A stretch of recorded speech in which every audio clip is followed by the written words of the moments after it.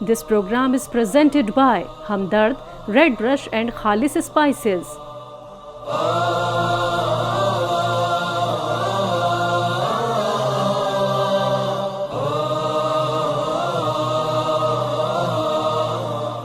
مشہور اور معروف عالم دین جناب مولانا محمود احمد قاسمی صاحب اور آپ کے حلد عزیز جناب مفتی محمد توحید قاسمی صاحب، آپ دونوں صاحبان کا پروگرام میں بہت بہت خیر مقدم۔ جزاک اللہ خیر۔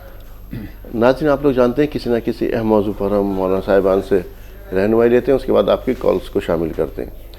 لیکن اس سے پہلے کہ ہم اپنے موضوع پر آئیں یا آپ کی کالز ہم تک پہنچیں ان کو شامل کریں، جو میرے ساتھ رکھے ہوئے پروڈکٹس ہیں ان کے بارے میں آپ کو جانکاری دے دوں۔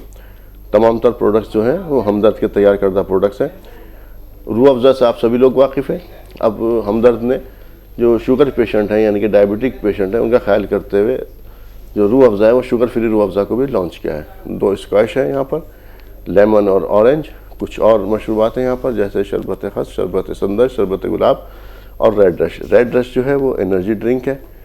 کچھ فیوژن ٹیٹرا پیک کے اندر بھی لانچ کیے ہیں جیسے کہ لیچی، مینگو، یہ 2 فلیور ہیں، اور اس کے علاوہ لسی اور ملک شیک بھی موجود ہے۔ 37 بغول، یہ سب آپ دیکھ سکتے ہیں میرے ساتھ رکھا ہوا، اس کی افادیت سے آپ لوگ واقف ہی ہیں۔ کیسر رکھا ہوا ہے یہاں پر یعنی کہ زعفران، اس کا بھی آپ استعمال کر سکتے ہیں۔ گلوکوز ڈی 2 فلیور میں ہے، ایک تو ریگولر اور اورنج، آپ اس کو بھی استعمال کر سکتے ہیں انرجی کے لیے۔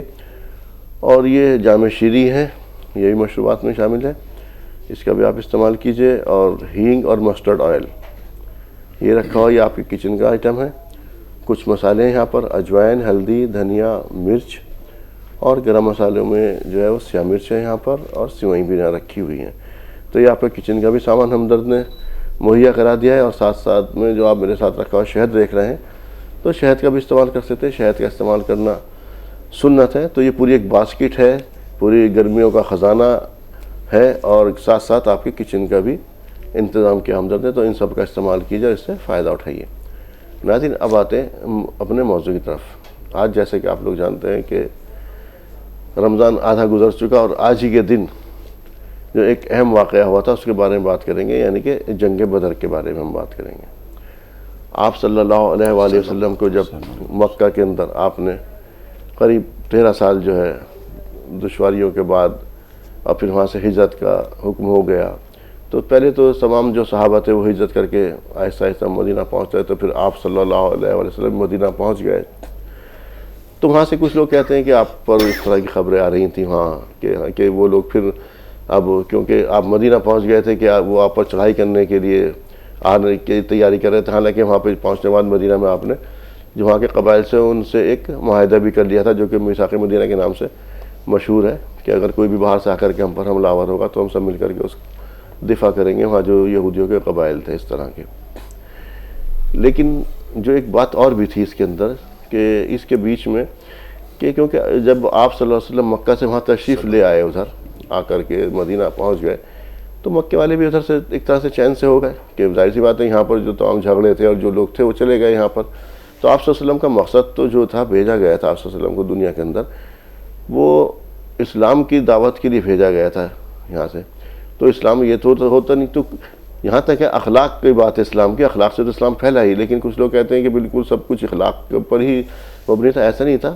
تلوار بھی چلانے کی جہاں ضرورت آئی، ڈیفینس میں بھی تلوار چلائی ہے، اور جب اسلام کو پھیلانے کے لیے کہیں پر اگر ہم نے دعوت بھیجی ہے اس نے نہیں قبول کی تو وہاں بھی ہم نے پھر تلوار کا بھی استعمال کیا ہے۔ اسی کے میں جو ہے جنگ بدر کا واقعہ ہے، اس سے پہلے اس کے جنگ بدر جو ہوئی ہے سب سے پہلی جنگ ہے یہ مسلمانوں کی اور کفار کے بیچ میں یا مشرکین کے بیچ میں جو جنگ ہوئی سب سے پہلے۔ اس سے پہلے اور جو ہوئے ہیں یہاں پر تو اس وقت مٹ بھیڑ ہوتی رہی، اور پہلا یہاں یہ بھی بتا دوں پہلا قتل جو ہوا تھا وہ بھی مسلمانوں کی طرف سے ہوا تھا، تو اس کی میں نے بہت تفصیل ہے اس کے بارے میں، تو اس کے بارے میں جانتے ہوئے سب سے پہلے مولانا محمود احمد قاسمی صاحب آپ سے جانتے ہیں محمود صاحب کہ جنگ بدر کا واقعہ جو پیش آیا تھا وجہ کیا تھی اس کی؟ بسم اللہ الرحمن الرحیم۔ دراصل جنگ بدر کا جو واقعہ پیش آیا ہے اس کی وجوہات میں سے سب سے اہم ترین وجہ یہ تھی کہ مکے والے قریش کے لوگ ابو سفیان کی سربراہی میں جو اس وقت مسلمان نہیں ہوئے تھے، جی ملک شام گئے تھے، اور ملک شام گئے تھے، کاروبار کے لیے گئے تھے، اور اس کا ایک مقصد یہ تھا کہ وہاں سے جو خرید و فروخت ہوگی، جو تجارت ہوگی، جو نفع ہوگا، اس نفع کو، اس مال کو مسلمانوں کے خلاف استعمال کیا جائے گا، مسلمانوں کے خلاف استعمال کیا جائے گا۔ اور اس کی تیاری کے لیے گویا کہ ابو سفیان اور ابو سفیان کے جو ساتھی تھے، ہمراہی تھے، اس غرض سے وہ لوگ ملک شام گئے ہوئے تھے۔ اور غالباً نبی علیہ السلام نے کچھ صحابہ کرام کو اس جاسوسی کے لیے بھی بھیجا ہوا تھا، اس قافلے کی جاسوسی کے لیے بھیجا ہوا تھا کہ جو قافلہ گیا ہوا ہے اس قافلے کے تعلق سے معلوم کیا جائے۔ اسی لیے بہت سارے اس میں 2-3 صحابہ کرام ایسے ہیں جو غزوہ بدر کے اندر شریک نہیں ہو سکے۔ جی جی۔ اور جو شریک نہیں ہوئے تھے وہ اسی بنیاد پر شریک نہیں ہوئے تھے کہ نبی علیہ السلام نے ان کو اس مہم پر روانہ کیا تھا، بھیجا تھا کہ وہ جو قافلہ گیا ہوا مکہ المکرمہ سے ملک شام، جا کر کے معلوم کیا جائے، چھان بین کی جائے کہ ان کا مقصد کیا ہے، ان کی غرض کیا ہے۔ تو جب چھان بین کی گئی اور معلوم کیا گیا تو ان کا مقصد یہ تھا کہ وہاں سے جو ہونے والی تجارت تھی اور ہونے والا نفع تھا اس کو مسلمانوں کے خلاف استعمال کیا جائے گا۔ تو نبی علیہ السلام نے پیشگی کی اس تعلق سے کہ یہ لوگ جو اس کام کے لیے پیسے اکٹھا کر رہے ہیں، راستے ہی میں اس قافلے کو روک لیا جائے۔ اور ابو سفیان کو یہ بات معلوم ہو چکی کہ نبی علیہ السلام ایک قافلہ لے کر کے وہ اس قافلے کو، ہمارے قافلے کو روکنا چاہتے ہیں۔ تو اس کے لیے ابو سفیان نے باضابطہ پیشگی اطلاع بھجوا دی مکہ المکرمہ کی طرف کہ ہمارے ساتھ میں اس طرح کا سلوک ہو رہا ہے، ہمارا قافلہ لوٹ لیا گیا اور ہمارے ساتھ میں زیادتی ہو رہی ہے۔ اس طرح کی باتیں اور اس طرح کی افواہیں وہاں مکہ المکرمہ کے اندر پہنچا دی گئی۔ پھر وہاں سے لوگ تیار ہو کر کے آئے تھے اور اس کے بعد میں پھر وہ بدر کے مقام پر یہ پہلا غزوہ اور پہلی جنگ مسلمانوں کے درمیان میں اور قریش کے درمیان میں ہوئی۔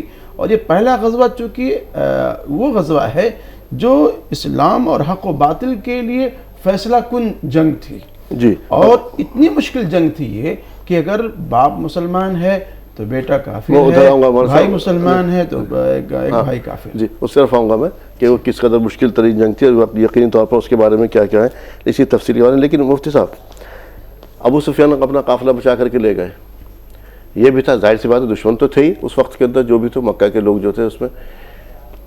کیا یہ لوگ جو کہتے ہیں کہ ایک اسٹریٹجی کے تحت جو جیسے ہم کہا جاتا ہے آج بھی جب جنگ ہوتی ہے تو دشمن کے اوپر کس جگہ اٹیک کیا جاتا ہے؟ اس کے اوپر اس کی فائنینشیل کنڈیشن پہ اٹیک کیا جاتا ہے اس کے اوپر، کہ آج کے دور اس ٹائم کمیونیشن نہیں تھا، کمیونیشن کاٹ دیا تھا، تو اس کی جو تجارت تھا وہ ایک حملہ کرنا یا اس کو روکنے کی ایک پالیسی تھی، اور حالانکہ وہ بچ کے نکل گئے تھے اس کے اندر سے۔ کیا اس کا یہ پہلو یہ نہیں کہہ سکتے ہم اس کو؟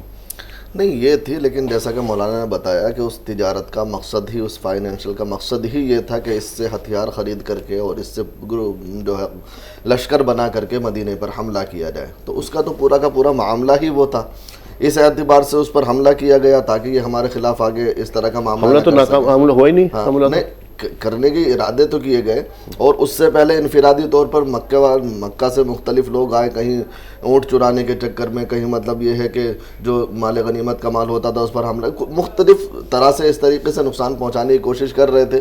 اور یہ سب کو معلوم ہی ہے کہ مسلمانوں کو گھر سے نکال کر کے وہاں سے بھگایا تھا، وہاں سے مجبور کیا تھا۔ یہ تمام چیزیں ایسی تھی، اور پھر مستقبل بھی ہمیں دکھ رہا تھا کہ یہ اگر اس طرح مال اکٹھا کر کے ہتھیار خرید کر کے مدینے کے اوپر حملہ کریں گے تو لامحالہ وہ ایک بڑا لشکر بھی ہے، بڑے ان کے پاس جنگی سامان بھی ہیں، تو ناکام ہوں گے۔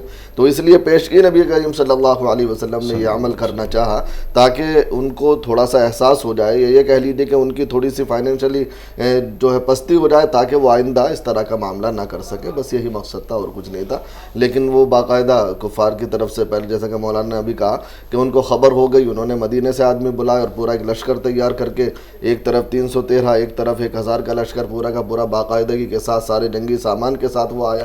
تو نہیں، آپ اس کو، یہ تو میں نے مان لیا آپ کی بات جو کہہ رہا ہوں، لیکن آپ اس کو اس نظر سے کیوں نہیں دیکھتے کہ آپ صلی اللہ علیہ وسلم جب مکہ اگر آ گئے، مدینہ آ گئے یہاں پر، تو آپ صلی اللہ علیہ وسلم اگر مدینہ آ جاتے ہیں یہاں پر تو مکے کے اندر دعوت کا کام ختم ہو گیا، سارے صحابہ ادھر آ گئے، اس کے اندر آپ صلی اللہ علیہ وسلم کو تو بھیجا گیا تھا اسلام کی اشاعت کے لیے، بھیجا گیا تھا نا اسلام کے لیے، تو آپ صلی اللہ علیہ وسلم کا مقصد بھی تو ادھر سے پورا نہیں ہو رہا، وہاں پر تو ہاتھ اٹھانے کا حکم ہی نہیں ہے.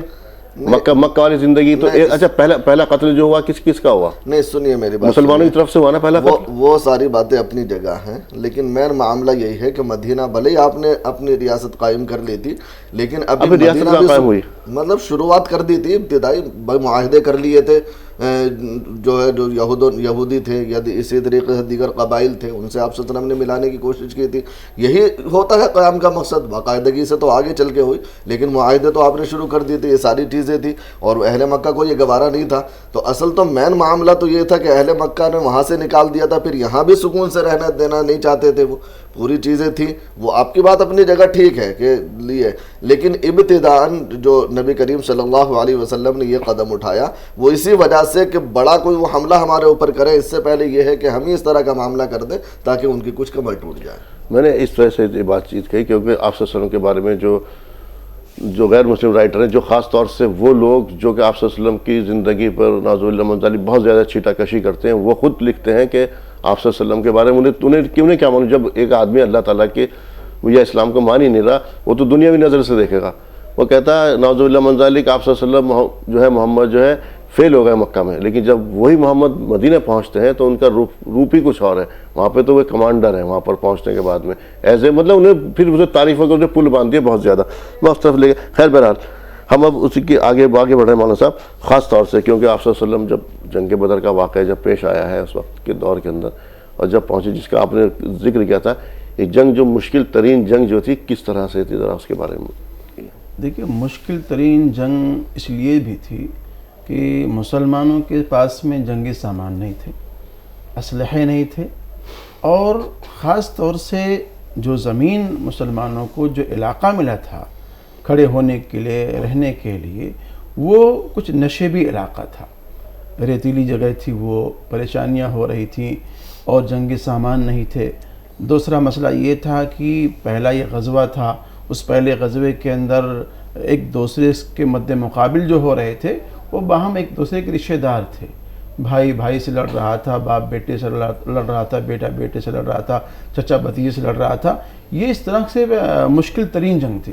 اور چونکہ اللہ رب العزت نے قرآن کریم کے اندر فرمایا ہے وَأَنزَلَ السَّكِينَةَ عَلَيْهِمْ، اللہ رب العزت نے بارش بھی نازل کی، سکینہ بھی نازل کیا، اور صحابہ کرام نے باضابطہ گڑھے بنائے، اور گڑھے بنانے کے بعد میں وہاں پانی جمع کر لیا، نہائے بھی، تر و تازہ بھی ہو گئے. ان کے جو پاس میں جو جانور تھے، گھوڑے وغیرہ تھے، انہوں نے اس سے پانی پیا. یہ تمام چیزیں بھی اللہ رب العزت نے ان لوگوں کے لیے فراہم کر دی.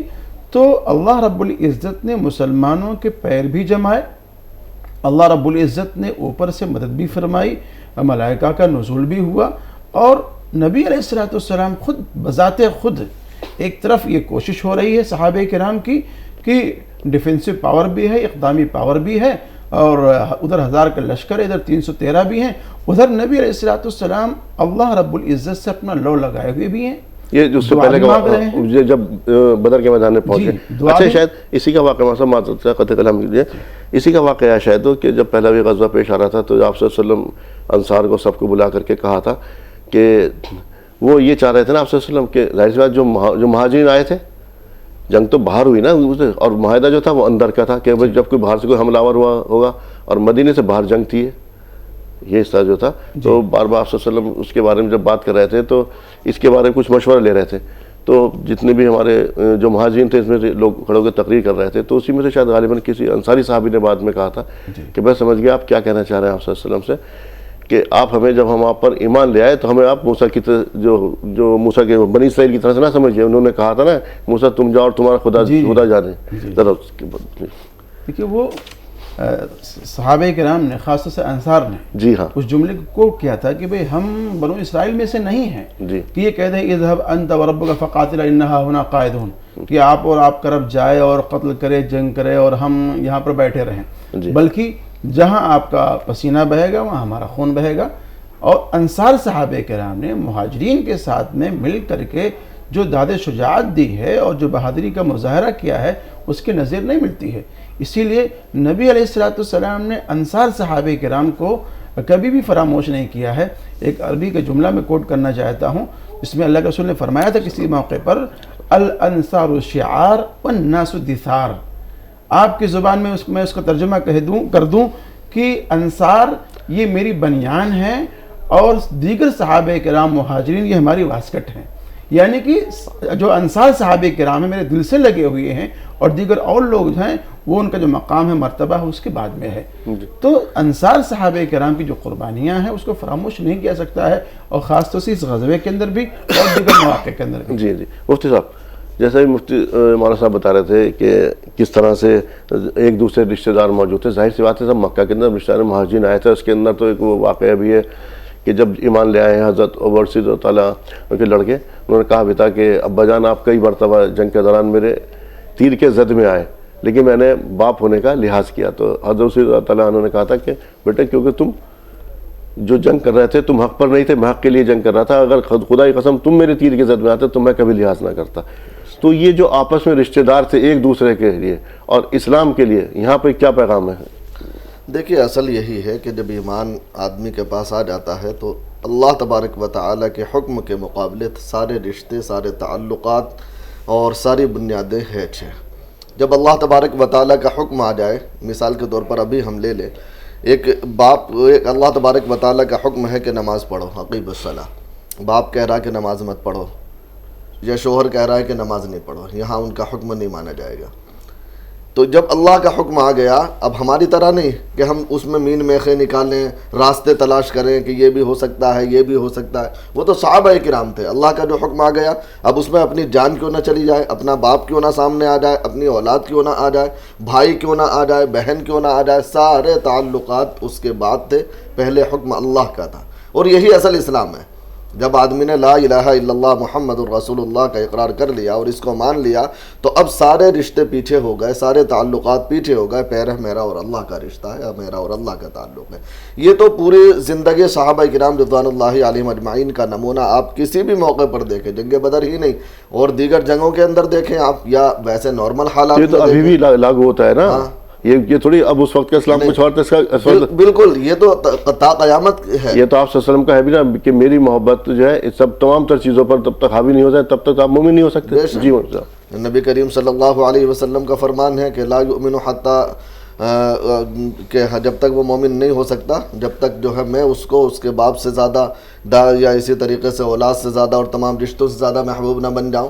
تو یہ نبی کریم صلی اللہ علیہ وسلم کا فرمان موجود ہے، اور بالکل برحق ہے کہ مین وہی ہے نبی کریم صلی اللہ علیہ وسلم کی محبت. یہ بھی اللہ کے حکم کی وجہ سے ہی ہے، اللہ تعالیٰ کی وجہ سے ہی ہے. تو مین معاملہ یہی ہے کہ جس طریقے سے صحابہ کرام کا معاملہ تھا کہ جب اللہ کا حکم آ گیا تو تمام چیزیں ہیٹ ہیں. آج ہمارا معاملہ الٹا ہے. شادی بیاہ میں اگر بتایا جائے کہ بھئی اللہ کا حکم یہ ہے، آپ یہ جو ہے کیوں کر رہا ہے، یہ حرام چیزیں آپ کیوں برائیاں کر رہا ہے، وہ کہتے ہیں کہ خوشی کا معاملہ ہے ابھی ذر. تو یہ صحابہ کرام کا معاملہ نہیں تھا، ہم نے الٹا بنا لیا، اسی لیے ہم پریشان ہیں. وہاں تو یہ تھا کہ اللہ کا حکم آ گیا، اب باپ کی بات نہیں مانی جائے گی. باپ کا اب اللہ تبارک و تعالیٰ کا حکم ہمارے لیے مثال کے طور پر یہ جہاد کا ہی معاملہ تھا، لڑائی کا معاملہ تھا کہ لڑائی کا معاملہ اللہ کا حکم آ گیا تو سامنے بیٹا آ جائے، بھائی آ جائے، بہن آ جائے، کوئی بھی آ جائے جو ہے ہمارے سامنے، ہم اس سے لڑیں گے، ہم جنگ کریں گے. یہاں کوئی رعایت نہیں برتی جائے گی. اور صحابہ کرام نے پیش کیا نمونہ. نبی کریم صلی اللہ علیہ وسلم کے دفاع کے لیے ایک عورت نے جنگ احد میں کس طریقے سے جو ہے وہ کیا، اور جو حضرت صفیہ اور دیگر عورت کتنا مطلب ایک ایک چیز کو اگر بیان کیا جائے یہ تو اتنا موقع نہیں ہوتا. یہ تو آج میں نے کیونکہ ایک تاریخی واقعہ ہے اس کا تھوڑا سا میں نے وہ جاننے کے لیے یہ تو ایک پس منظر کہہ لیجیے، تھوڑا سا میں نے اس کے بارے میں بات کی. خلاصہ کیجیے. کافی دیر سے 2 کالر منتظر ہیں، ان سے بات کر لیتے ہیں، پھر اس کے واقعے کو انشاءاللہ تعالیٰ کمپلیٹ کریں گے. امجد صاحب ہے اور زہرہ خاتون. امجد صاحب فرمائیے کیا سوال ہے آپ کا؟ السلام علیکم. وعلیکم السلام، انتظار کرنے کے لیے. وعلیکم السلام ورحمۃ اللہ. سوال ہے ابھی دیکھو یہ فل ایسے کٹنگ فٹنگ بہت اوور ہو گئے ہیں، وہ کہیں پر کم کہیں پر زیادہ، اس طرح سے کٹنگ کراتے ہیں، نماز پڑھاتے ہیں. داڑھی بھی تم اس کی نخلی رہتی ہے، وہ ایسی سر پر ٹوپی بھی نہیں رہتی ہے، وہ نقل کر کے پورا بال میں سر کو ٹوپی بھی نہیں ڈالتے ہیں، ایسے نماز پڑھاتے ہیں. اور پڑھتے ہیں یا پڑھاتے ہیں؟ جی نماز پڑھتے ہیں بغیر ٹوپی یا پڑھاتے ہیں؟ نہیں، نماز پڑھنے کے لیے آتے ہیں، وہ کٹنگ کراتے نا، اگر کم ہے ادھر زیاد ہوتا ہے، ادھر ایسے کسی طرح کی کٹنگ کراتے ہیں. بڑے بڑے لوگ بھی کراتے ہیں، وہ چھوٹے نہیں، 30 سال کی عمر کے رہتے ہیں وہ بھی کراتے ہیں. اور دوسرا جگہ تو ادھر ویلنگ کراتے ہیں، گاڑی गाड़ी लेके 2 व्हीलर, 2 छकरे, एक 20 साल एक 18 साल का था लड़का, उसमें दोनों में एक एक्सीडेंट हो, ऐसा एक्सीडेंट होगा, स्पॉट डेड हो गया एक लड़का अभी तो सीरियस है, उसकी कोई गारंटी नहीं है। फिर भी बड़े लोग, घर के लोग इतनी जिम्मेदारी भी नहीं लेते, देखते नहीं तो बच्चे किधर जा रहे हैं, क्या कर रहे हैं, ठीक है, करके उनको मालूमात भी नहीं करते हैं। और दूसरा सवाल मेरा इससे मौलाना, हेलो जी जी फरमाइए। दूसरा सवाल मेरा क्या, देखो इधर हमारे दीनदार भाई के लड़के बच्चे क्या करते हैं, गैर ईमान लेके बस दुकान में काम कर रहे हैं, उधर चिकन का दुकान बना, चिकन में मुख्तार भी रखे, उनको लेके आके उसको काट के शादी नहीं करते, जुबा तो नहीं करते, मुर्दा भी शादी बगरते, इसे ले जाके सेल करते हैं, उसको 400-500 रुपए दरमा ऑफिस ब्याज दे डालता है, और वो क्या करता रेट में भी कम करके रखता है, किसी को मालूम ही नहीं होता वो मुर्दार है, हलाल है, क्या है। और ये हमारे दीनदार भाई के लड़के हैं, लेकिन उनकी उम्र कम है, उनको समझदारी नहीं है, ऐसे कैसे समझाते हैं लड़कों को? ठीक है, मतलब पहुँच गए दोनों सवाल ना आप? जी ज़ोरा साहिबा फरमाइए, आपका क्या सवाल है? जी भाई, अस्सलाम वालेकुम। वालेकुम अस्सलाम वरहमतुल्लाहि वबरकातुहू। जी, हम तहज्जुद का नमाज पढ़ने उठते हैं भाई, उस टाइम में हम हाजत का नमाज हुआ, तौबा का नमाज हुआ पढ़ सकते हैं? तहज्जुद का नमाज पढ़ के और तरावी का नमाज हम पढ़ते हैं भाई, किसी दिन थोड़ा नमाज पढ़े तरावी का, फजर थक गया या कोई मुश्किल हो गया तो फिर हम आधी रात में या तहज्जुद में या तरावी पूरा कर सकते हैं। आज मेरा सवाल है भाई कि जिसको हम दगात दे दिए, वो मेरा अपना आदमी है, तो उससे हमारा कोई काम है पैसा का लिए कि जैसे हमको दवा ला दो, हम आइएगा तो हम दे देंगे पैसा, तो ये का जायज है मेरे लिए? वो तो हम दिए जगात का पैसा, हम उनसे दवा मांग रहे हैं या कोई जरूरत का सामान मांग रहे हैं, हम दे देंगे उनको कर्जा के तौर पर, ये हमको करना जायज है भाई? ठीक है, मेरे पास 4 सवाल जमा है। जी मुफ्ती साहब, ये बालों की कटिंग के बारे में उन्होंने कहा वो नमाज पढ़ते हैं बगैर टोपी वगैरह के आकर के, इस तरह से बच्चे 17-28 में कोई मना नहीं करता वालिदैन। देखिए 2 बातें यहाँ अलग अलग हैं, बड़ी माजरत के साथ मैं ये बात कहूँगा कि नमाज पढ़ रहा है वो बच्चे आकर के, तो उस वक्त उन्हें बिल्कुल ना टोका जाए, नमाज पढ़ रहा है नमाज पढ़ने दी जाए। हाँ, अलग से उन्हें समझाया जाए कि भाई ये तरीक़ा गलत है, क्योंकि इस तरीके से बालों की कटिंग जिस तरीके से आजकल चल रहा, बल्कि आजकल तो इस कटिंग में भी पहले तो ये था कि ऊपर के रख लिए, चारों तरफ के मुड़ा दिए, नबी करीम सल्लल्लाहु अलैहि वसल्लम ने तो इससे भी मना फरमाया, लेकिन आजकल तो इस तरह के डिज़ाइन बनाए जाते हैं कि तस्वीर बना दी जाती हैं सर के ऊपर, और न जाने कितने किस्म के फिर कलर अजीब अजीब ढंग के, इस तरह से नबी करीम सल्लल्लाहु अलैहि वसल्लम ने मना फरमाया है। यह क़तअन जायज़ नहीं है, इस तरह का अमल नहीं करना चाहिए। लेकिन अगर वो नमाज को आ रहे हैं, जिस हाल में भी नमाज अदा कर रहे हैं, उन्हें नमाज अदा करने दें, मस्जिद में ना टोके या नमाज से उसको मंसूब ना करें। हाँ, अलग से उनको दावत दें और समझाएं। रहा मामला ये कि ये वालिदैन की ज़िम्मेदारी है, जैसे कि उन्होंने कहा, बिल्कुल बरहक बात है। अल्लाह तबारक व तआला ने वालिदैन के ज़िम्मे लगाया, या अय्युहल्लज़ीना आमनू क़ू अनफुसकुम व अहलीकुम नारा, कि ईमान वालों तुम अपने आप को और अपनी औलाद को जहन्नम की आग से बचाओ। तो ये वालिदैन की ज़िम्मेदारी है कि उनकी सही तरबियत करें, बच्चों को सही ढंग से समझाएं। लेकिन अगर वो मस्जिद आ रहे हैं, ख़ास तौर से रमज़ान में अक्सर नौजवान तबका लग जाता है और उसका असर बाद में भी हमने देखा है, तो मस्जिद में उनके साथ कोई इस तरह का मामला ना करें कि वो मस्जिद से दूर हो जाए। दूसरा मुफ्ती साहब, उनका हलाल जो नॉन मुस्लिम, अब देखिए उसमें हम किसी दूसरे को दोष नहीं दे सकते, तो हमारी अपनी कमी है कि हमें तजर्बा नहीं है या हम नए काम कर रहे हैं। हमें तिजारत में आगे बढ़ना चाहिए और आगे बढ़ करके इस तरह का मामला करना चाहिए कि अपनी कौम को अच्छा सामान मिल सके, मुनासिब रेट पर मिल सके, तो बिल्कुल। और दूसरी बात यह है कि देखिए तमाम मामलात में, तमाम चीज़ की ख़रीदारी में बात यह है कि आप किसी से भी ख़रीदें, बल्कि माश इसी पर चलता है कि मुसलमान गैर मुस्लिम नहीं देखा जाता, किसी से भी कोई चीज़ ख़रीदो फ़रोख्त चलती है। लेकिन जहाँ तक इसका मामला है, जानवरों के हलाल होने का यानी गोश्त वगैरह का मामला है, तो ये सरी हुक्म है कि मुसलमान ही की दुकान से ख़रीदा जाएगा। मुसलमान का ज़बीहा हलाल है, कोई गैर मुस्लिम करे तो वो ज़बीहा हलाल भी नहीं है। दूसरी बात यह है अगर वो किसी से करा भी रहा है तो उसकी बात का क्या एतबार है। इसलिए इस तरह की चीज़ हम नहीं ख़रीद सकते। बाकी तमाम चीज़ें हम बिल्कुल सबकी दुकानों से ख़रीदें, और इसी तरीके चलता भी है निज़ाम एक दूसरे से। लेकिन इन चीज़ों में जहाँ तक गोश्त का मामला है, वो किसी भी किस्म का हो, तो इसके लिए तमाम मुसलमानों की ज़िम्मेदारी है कि वो मोतबर जगह से ख़रीदें और मुसलमान ही से ख़रीदें, गैर से ना ख़रीदें। नहीं, अगर जैसे उसने ये किया किसी मुसलमान को एम्प्लॉय रखा हुआ है इस बात पे अपने यहाँ पर, کہ جیسا تو صبح سے شام تک کاروبار ہے کہ وہ ذبح کرتا رہے کاٹ کے دیتا رہے, اس میں کیا مدد؟ اگر وہ موجود ہے اور ہمارے سامنے دکھ رہا ہے کہ اس نے ذبح کیا ہے اور دے رہا ہے تو ٹھیک ہے, وہ ذبح کر کے چلا گیا اور وہ پھر بیچ رہا ہے تو کیا معلوم کچھ اس نے بغیر ذبح کیا وہ بھی ملا دیا ہو, تو اس میں قول کا اعتبار نہیں ہوگا. وہ موجود ہے تو ٹھیک ہے, ہاں وہ ٹھیک, وہ موجود ہے ہمارے سامنے ذبح کر کے دے رہا ہے تو وہ ٹھیک ہے, لیکن قول کا اس کے اعتبار نہیں ہوگا کہ وہ چلا گیا اور پھر ہم اس سے, یہ نہیں ہوگا.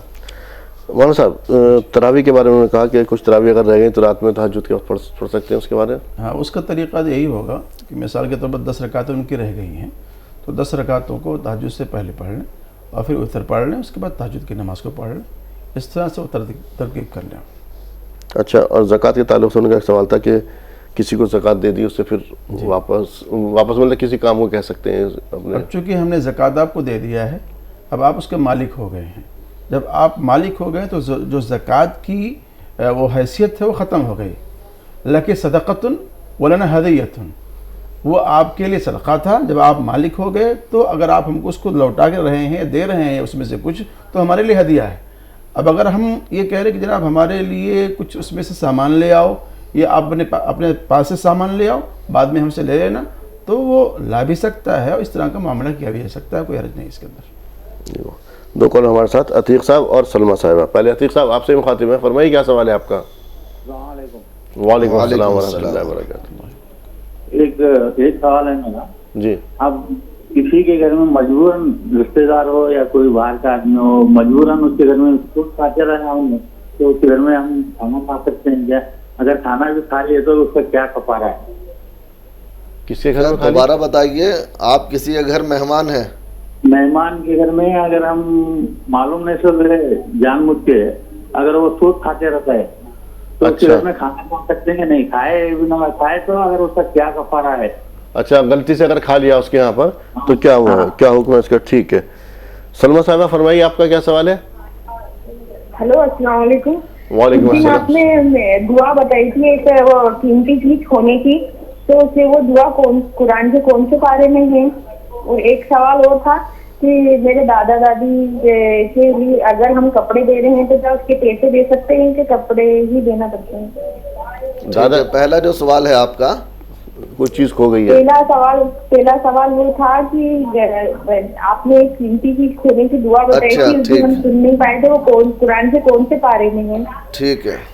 جی جی مفتی صاحب, دیکھیے یہ قرآن کے دوسرے پارے میں ہے, آدھا حصہ تو اس دعا کا اور آدھا حصہ حدیث میں ہے. انا للہ و انا الیہ راجعون, یہ حصہ تو قرآن کریم میں ہے, اور اللہم اجرنی فی مصیبتی واخلف لی خیرا منہا یہ حدیث سے ثابت ہے. تو دونوں کا مجموعہ ملا کر کے یہ دعا بنتی ہے. تو اس کو جو ہے ہر نماز کے بعد 7 بار آپ پڑھیں, یا جب آپ کو خبر لگے اس وقت بھی یہ فوراً آپ یہی دعا پڑھیں, تو انشاءاللہ العزیز یا اللہ تعالیٰ وہی چیز لوٹا دے گا یا اس کا نعم البدل آپ کو دے گا. ایک بار اور سن لیں, انا للہ و انا الیہ راجعون, اللہم اجرنی فی مصیبتی واخلف لی خیرا منہا. مفتی صاحب وہ کپڑے وغیرہ دادا دادی کے بارے میں بتا رہی ہیں, کپڑے دے سکتے؟ دیکھیے بہتر یہی ہے کہ آپ پیسے دے دیں. جیسے آپ نے کہا کہ پیسے بھی دے سکتے ہیں, تو پیسے دینا تو افضل ہے, اس لیے کہ ضرورت مند اپنے حساب سے اپنی ضرورت کو پورا کر سکتا ہے. اگر آپ نے پیسے دیے, اسے کپڑے کی ضرورت ہے وہ کپڑا خرید لے گا, راشن کی ضرورت ہے راشن خرید لے گا, اور آپ نے ایک اگر کوئی خاص چیز دی اس کو تو پھر وہ مجبور ہوگا کہ اسی کو استعمال کرے. ہو سکتا ہے اسے کسی دوسری چیز کی زیادہ ضرورت ہو, تو کپڑوں سے بھی افضل ہے آپ اسے پیسے دے دیں, تو یہ اور زیادہ بہتر ہے, لیکن دیا کچھ بھی جا سکتا ہے. مولانا صاحب اب معلوم نہیں تھا اس کے گھر میں وہ آدمی سود کا کاروبار کر رہا, ہم نے کھانا کھا لیا, ہمیں مانتے ہیں, بعد میں معلوم پڑا, تو کیا کریں گے اس کے بارے میں؟ دیکھیے اگر کھا لیا ہے تو بہرحال اس میں کوئی حرج نہیں ہے, اور اس کے کفارے کے لیے کوئی صدقہ وغیرہ کر دے رہا ہے, خدا کے اندر دے دے, تو ممکن ہے کہ اللہ رب العزت کے ہاں وہ بہرحال اس کا کفارہ ادا ہو جائے. تو جان بوجھ کے تو اس نے نہیں کیا ہے, انجانے میں کیا ہے. اور خاص طور سے ایسے لوگوں کے یہاں سے جن کے یہاں سود بیاج کا مسئلہ ہو, رشوت خوری کا مسئلہ ہو, ایسے لوگوں کے یہاں کھانے پینے سے بچنا چاہیے, اعتراض کرنا چاہیے. اس لیے کہ اگر ایک لقمہ بھی حرام گیا ہے ہمارے پیٹ کے اندر تو 40 دن کے لیے پھر سمجھ لیجئے کہ آپ کی جو دعائیں ہیں اللہ کی بارگاہ میں مقبولیت کے درجے کو نہیں پہنچیں گے. غوثیہ صاحبہ اور فاطمہ صاحبہ, پہلے غوثیہ صاحبہ آپ فرمائیے کیا سوال ہے آپ کا؟ غوثیہ صاحبہ. وعلیکم السلام ورحمۃ اللہ وبرکاتہ. جی فرمائیے. ہمارے थोड़ा पैसा है बैंक में, उसका इंटरेस्ट आता है। हमें 5,000 पेंशन है, उसके सिवा कोई आमदनी नहीं। अब हमें वो पैसा से गुजरान कर लेते हैं। वैसा ज़कात वो करने भी हमें क्या करना पड़ता नहीं पड़ता। 8,000 ये आता इंटरेस्ट है, 5,000 पेंशन, ये इसी में हम गुजारा कर लेते हैं। कितना पैसा जमा है आपका? जी कितना पैसा जमा है? 16 लाख। 16 लाख। उसे 8,000 आता है इंटरेस्ट है, 5,000 इन्हें को पेंशन आता। आप कहाँ से कॉल कर रही हैं? जी कहाँ से कॉल कर रही हैं आप? हम आंध्रा से। आंध्रा से, ठीक है जी। वो इसी में गुजारा कर लेते हैं, इसके सिवा कोई आमदनी नहीं हमें। ठीक है। आपके घर में कोई और अफराद नहीं है? है 3, हमारे बच्चा हमारे तीनों। अब दूसरी कमाई का कोई भी कमाई नहीं। बच्चे जो आपके कुछ करते हैं या नहीं करते? क्या करते हैं बच्चे आपके? नहीं, बच्चा खाली है। मैं जरा हैंडीक्राफ्ट से जरा सहायता करते रहता, जरा कोई काम नहीं। नहीं, बच्चे आपके करते क्या काम है? बच्चा तो करता था जूते के शॉप में, अब खाली है। ठीक है, जरा ये सहायता करता हैंडीक्राफ्ट नहीं जरा। ठीक है। फातिमा बी साहिबा, आप फरमाइए, क्या सवाल है आपका? हमारे घर में जरा बहुत मुसीबत है जी। रोज जरा क्या दुआ करते हैं, क्या करना। क्या परेशानी है आपको?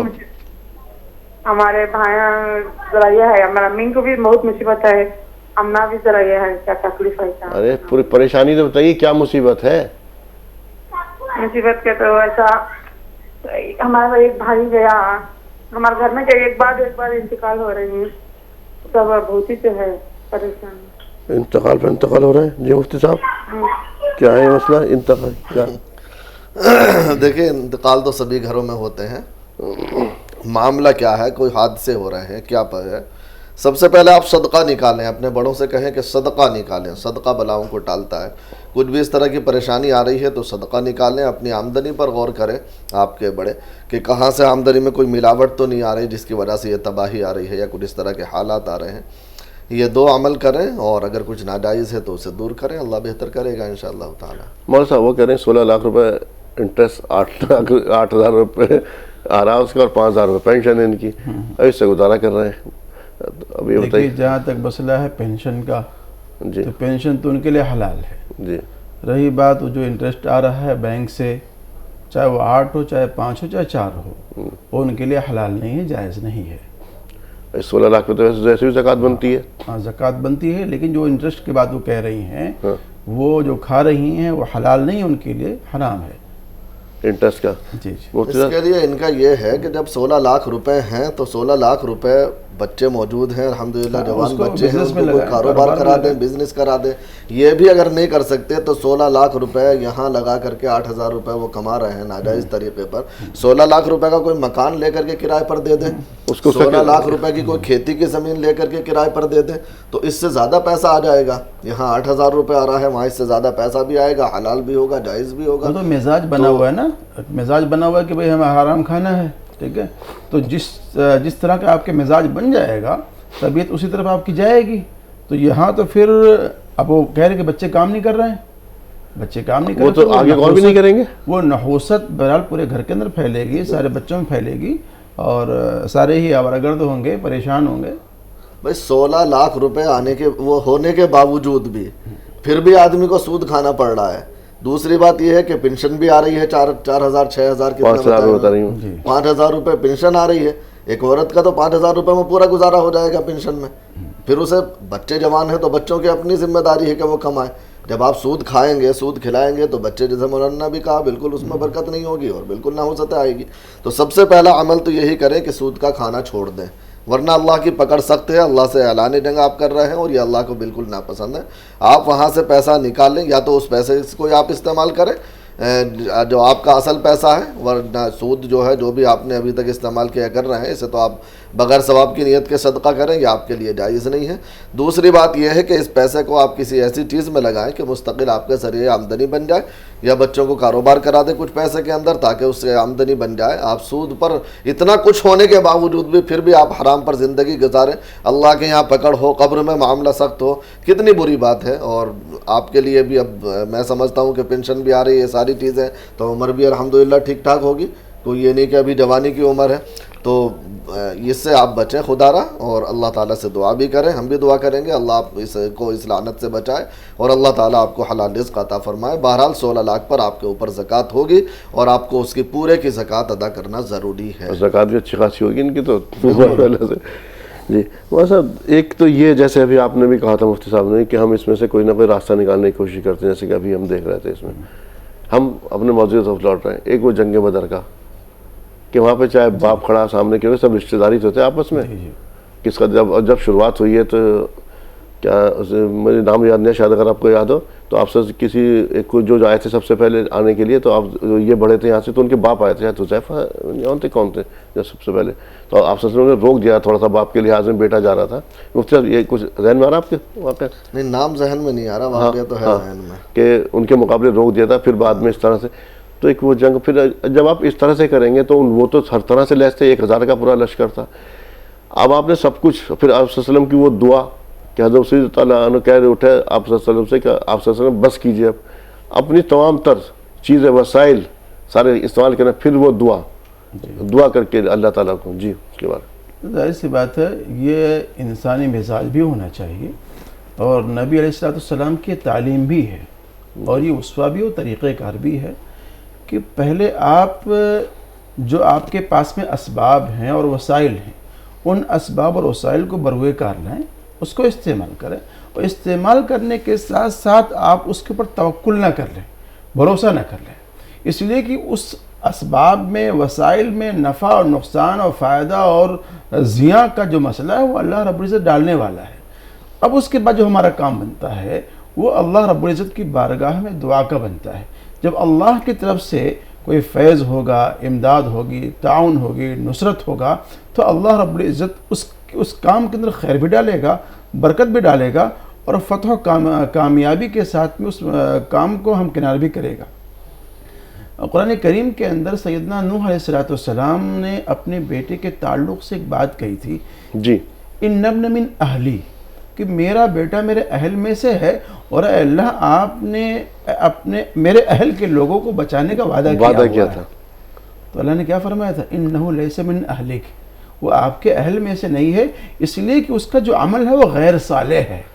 آپ کے اہل میں سے تو وہ لوگ ہیں جو آپ کے ساتھ میں کشتی میں سوار ہیں۔ پتہ ہی چلا کہ جو ایمان کا جو رشتہ ہے یہ اٹوٹ رشتہ ہے، بڑا اہم رشتہ ہے، چاہے وہ دنیا کا کہیں کا بھی انسان ہو، کہیں کا بھی رہنے والا ہو، جسے پاک میں فرمایا گیا المؤمن کجسد واحد، مومن ایک جسم کے مانند ہے، اذا اشتکا عضوا تداعى له سائر جسده الحمى، کہ جب بدن کو تکلیف ہوتی ہے تو ایسا نہیں کہ اگر بخار ہو گیا ہے تو پیر یہ کہے گا جناب ہم ڈاکٹر کے پاس میں چل کر نہیں جائیں گے، یہ ہاتھ یہ منع کر دے گا جناب ہم دوا نہیں کھائیں گے، یا منہ منع کر دے گا کہ جناب ہم اس دوا کو اندر نہیں سٹکیں گے، بلکہ تمام اعضاء جوارح مل کر کے اس بیماری کو، بخار کو، اس پریشانی کو دور کرنے کے فکر میں ہوتے ہیں۔ تو جو اہم مسئلہ ہے وہ اس بات کا ہے کہ ایمان اگر ہے تو وہ اس میں تمام لوگ شریک ہیں، اگر ایمان نہیں ہے تو ایمان کی بنیاد پر، چاہے آپ کا ایمان نہ ہونے کی بنیاد پر، چاہے آپ کو خون رشتہ کیوں نہ ہو، چاہے وہ بھائی کا رشتہ کیوں نہ ہو، چاہے باپ کا رشتہ کوئی کیوں نہ ہو، اس کے اندر اہمیت نہیں۔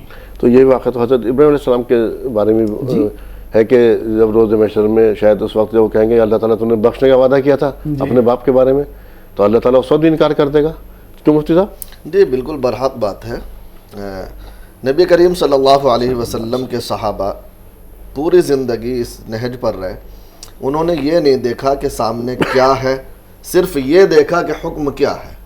ہمیشہ جنگ بدر کا معاملہ بھی وہی تھا، وہ مجھے اسی پہ ایک مختصر سا واقعہ یاد آ گیا ہے، ایک بزرگ کا واقعہ ہے ان کی مطلب ایک تمنا ہوتی ہے کہ یار ہم بھی صحابی ہوتے، کہ کاش ہم نبی صلی اللہ علیہ وسلم کے زمانے میں ہوتے تو ہم بھی حضور صلی اللہ علیہ وسلم کے ساتھ جنگوں میں شریک ہوتے اور یہ سارے کام کرتے. تو یہ تمنا ان کے دل کے اندر جاگی اور کچھ اس طرح کا معاملہ ہوا. تو رات کو سوتے میں انہیں خواب نظر آیا. ایک مرتبہ انہوں نے دیکھا کہ نبی کریم صلی اللہ علیہ وسلم ہیں، ایک گاڑی کے اندر سوار ہیں اور ان کے ساتھ کچھ صحابہ کرام رضوان اللہ علیہم اجمعین بھی ہیں اور یہ بھی کچھ لوگ ساتھ میں ہیں. تو نبی کریم صلی اللہ علیہ وسلم کی گاڑی اوپر پہاڑی پر چڑھ رہی تھی تو اچانک پہاڑی پر سے پیچھے کو پھسلنے لگی گاڑی. نیچے ڈھلان تھا چونکہ، تو وہ ایک دم سے گرنے لگی گاڑی، پھسلنے لگی. اب یہ کہتے ہیں کہ میں دوڑا کہ کہیں سے پتھر ملے تو میں گاڑی کے پہیے کے نیچے لگاؤں. میں ادھر ادھر بھٹکا اور میں نے ایک جگہ سے پتھر اٹھایا. میں لوٹ کر آیا، میں نے دیکھا کہ صحابہ کرام جو نبی صلی اللہ علیہ وسلم کے ساتھ تھے وہ پہیوں کے نیچے لیٹے ہوئے ہیں اور انہوں نے گاڑی کو اپنے جسموں سے روک رکھا ہے. تب مجھے احساس ہوا کہ میں کتنا بڑا یہ وہ کر رہا تھا، صحابی ہونے کی تمنا کر رہا تھا اور میں پتھر ڈھونڈ رہا ہوں. صحابہ کرام تو اپنی جانوں کا نذرانہ پیش کر رہے ہیں. تو صحابہ کرام چوں چرا نہیں یا حیلے بہانے نہیں، بس جو حکم آ گیا وہ ہے نا. ایک صحابی کا واقعہ، نبی کریم صلی اللہ علیہ وسلم نے مسجد نبوی میں خطبہ دیتے ہوئے فرمایا کہ بیٹھ جاؤ. وہ ابھی راستے میں تھے باہر، وہیں بیٹھ گئے کہ حضور صلی اللہ علیہ وسلم کا حکم آ جائے اور میری یہ مجال کہ میں قدم آگے بڑھا دوں. تو یہ صحابہ کرام کا عمل تھا. جی فاطمہ صاحبہ کا شاید کوئی سوال رہ رہا. فاطمہ صاحب شاید غلام مصطفیٰ صاحب فرمائی، کیا سوال ہے آپ کا؟ جی السلام علیکم. وعلیکم السلام. وعلیکم السلام ورحمۃ اللہ. ہمارا سوال ہے کہ جیسے مان لو گے ابھی رمضان مہینہ چل رہا ہے تو بے روزدار شام کو ٹوپیاں لگا کے مسجدوں میں آتے ہیں، روزہ کھولنے میں بولے ثواب کا کام ہے، تو وہ روزہ کھولنے میں شریک ہو جائے ثواب کمانے کی نیت سے. اور جو بے نمازی ہے، بے روزدار ہے، وہ اس میں اعتکاف میں بیٹھتے ہیں 10 دن، کبھی نماز نہیں پڑھتے ہیں اور اعتکاف میں بیٹھیں گے، وہاں پھر موبائل بھی چلاتے ہیں اور پوڑیا ومل بھی کھاتے ہیں مسجد میں، تو وہ کیسا ہے؟ فرمائیے. دیکھیے پہلی بات تو یہ ہے کہ بے روزدار مسجد میں افطار کرنے کے لیے آ جاتے ہیں تو جیسا کہ میں نے ابھی تھوڑی دیر پہلے بھی کہا تھا کہ اس وقت انہیں کچھ نہ کہا جائے. البتہ یہ ہے کہ بعد میں انہیں سمجھایا جائے کہ بھائی یہ روزہ رکھنا فرض ہے اور روزے کی اہمیت اور یہ تمام چیزیں انہیں بتلا کر روزے پر آمادہ کیا جائے. اسی طریقے سے اگر وہ اعتکاف میں بیٹھ رہے ہیں کچھ اس طرح کے لوگ تو ان کی جو غلط حرکتیں ہیں ان پر انہیں تنبہ کیا جائے، بلکہ عام آدمی نہ کرے. امام صاحب کو چاہیے کہ وہ ان لوگوں کو اپنے بیان کے اندر بھی ویسے عمومی طور پر سمجھائیں اور انفرادی طور پر بھی سمجھائیں. باقی رہا معاملہ کہ اگر وہ بیٹھ رہا ہے تو کیا معلوم اللہ انہیں کسی عمل سے ہدایت دے دے، وہ بے نمازی بن جائیں. تو اس لیے کسی نیک عمل سے تو نہ روکا جائے. ہاں جب وہ غلط کام کر رہے ہوں یا جب نارمل حالت ہو وہاں سے ہٹ کر کے مسجد سے پھر انہیں سمجھائیں، ترغیب دیں، یا امام صاحب اپنے مصلی سے ممبر سے انہیں سمجھائیں تو انشاءاللہ مجھے امید ہے کہ اس کا نفع ہوگا. ناظرین پروگرام میں وقت دعا ہے اور مزید کال کو ہم شامل نہ کر سکیں گے تو آپ سے التماس ہے بارگاہ الہی میں دست دراز کیجیے. مفتی صاحب دعا فرمائیں گے. جی مفتی صاحب.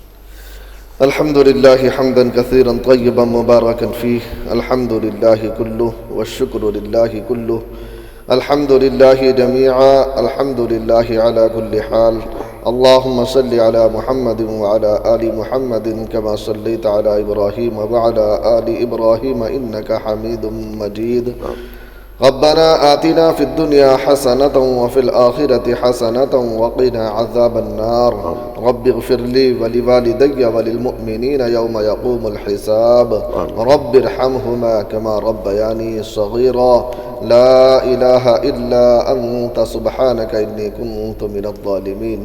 یا اللہ ہم سب کے کبیرہ صغیرہ تمام گناہوں کو معاف فرما. یا اللہ ہم تمام کی تمام خطاؤں سے درگزر فرما. یا اللہ ہم سب کی مغفرت فرما کر جنت الفردوس میں داخل فرما. یا اللہ جہنم سے اور تمام عذاب سے ہماری حفاظت فرما. یا اللہ جن جن کالروں نے ہم سے دعاؤں کے لیے کہا ہے یا لکھا ہے یا کہنا چاہتے تھے ان کی کال نہیں لگ سکی، ان تمام کے حق میں ہماری دعا کو قبول فرما. یا اللہ جو بیمار ہیں ان کو شفاء کاملہ عاجلہ عطا فرما. جو بے روزگار ہیں ان کو حلال رزق نصیب فرما. جو مقروض ہیں ان کی قرض کی ادائیگی کے فیصلے فرما. جو بے نکاح ہیں ان کے نکاح کو آسان فرما.